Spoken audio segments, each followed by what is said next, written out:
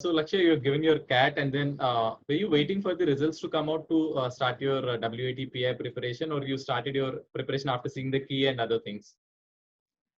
Right. So I'm a final year student at Shahid Sukhdev College of Business Studies. Correct. So as soon as my CAT ended, I had my final examinations about a week later. So I already had the answer key with me in about 3-4 days after CAT. So I had a fair idea that I was performing well, but I could not start my preparation for WATPI because I had my final examinations. So I could only pick it up around December 10th, December 15th, which is about 20-30 days later than CAT. So yeah, I did start somewhat early, but could not start as early as possible because of my final examinations. That is how it happened for me. So how did you go about your WAT and PI preparation? Did you, I mean, what kind of things you do? Did you give enough number of mock PIs as well? Just take us through your preparation for WAT and PI. Right. So again, I believe dividing your WAT preparations into a couple of broad heads is an important thing. So we had, so for me, it was 4 heads in particular. One was your general questions, HR questions as we call it, why MBA, why this specific institute, what do you want to do in life? So this was the one bucket of HR questions. Second one was your GK questions or the ongoing current affairs. Third one was your resume preparation. So whatever you have in your profile and you have done for the past 5-7 years, and you are willing to speak that in front of the interviewer, you should be aware of it. Like I had done internship at Niti Aayog. Now I should know what Niti stands for. I should know what's the difference between Planning Commission and Niti Aayog. So all these questions come under the bucket of resume preparation. And the fourth one is your academics, the subjects that you've studied in your undergraduate, and probably 11th, 12th for some people. But majorly the undergraduate. So these are the 4 major buckets. Now, you can fine tune the HR part with the help of a couple of professionals. Now, I had taken mock PIs. That is because the mock strategy was working for me. I had scored a good percentile and I was ascertaining the same to the mock test that I've given. So I believe mock PIs are also the way for your PI preparation.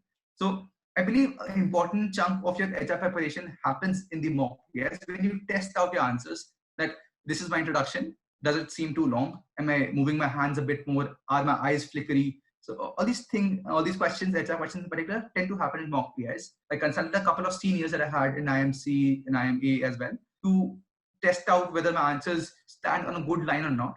Now these answers are not very scripted. You cannot say the same thing that I said. But yeah, the major outcome of it should be on the similar lines, that you portray yourself as someone who's willing to learn and willing to join that institute for learning purposes. So this outcome should come in. The story can be different. But these mock PIs helped in your HR preparation. For academics, I believe this was one of the most difficult parts to go through. I had certain help because I had to go through just 4 semesters of work because I was studying my 6th semester, so I did not have to prepare for 5th and 6th semester. But again, those 4 semesters had a couple of subjects which you had to prepare from.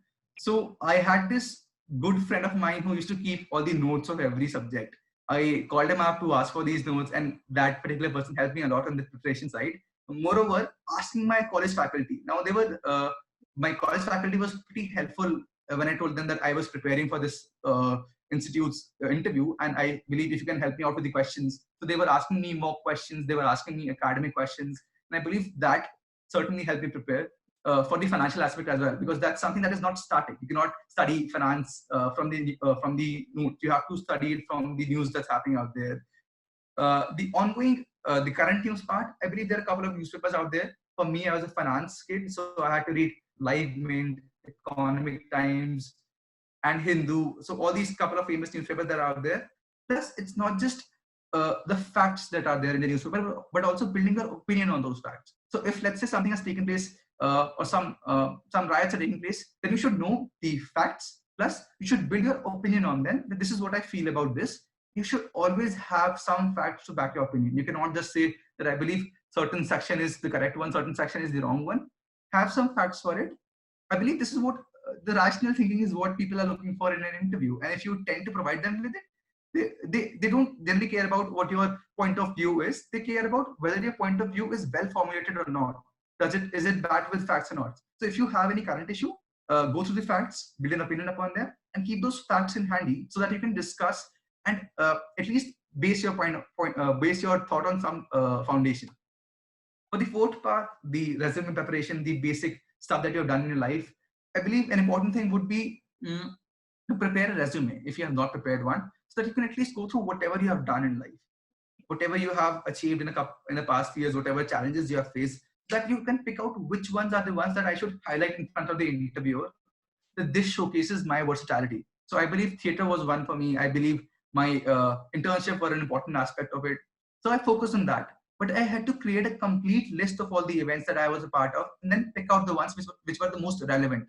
So probably your seniors can help you out in this. Probably your coaching institute can help you out in this. The mock PIs test it out whether you are highlighting the right points or not.